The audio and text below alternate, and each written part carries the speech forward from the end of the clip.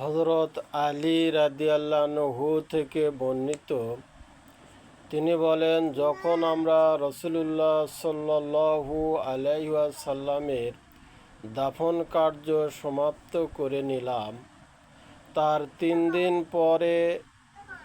যৌনিক গ্রামবাসী এলেন এবং কবরের নিকট এসে পড়ে গেলেন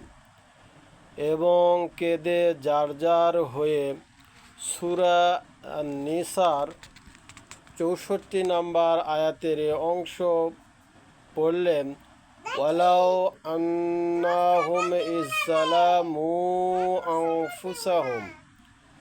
যদি তাদের মধ্যে কেউ যে তার নফসের সাথে জুলুম করেছে, জাউকা,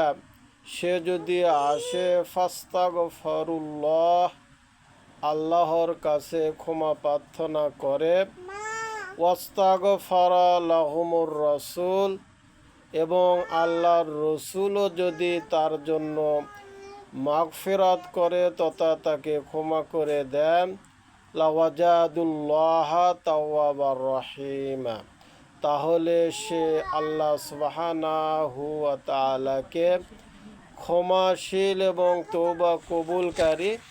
পেতেন। এটা বলে যখন উক্ত ব্যক্তি কবরে কেঁদে জারজার হয়ে যাচ্ছিলেন,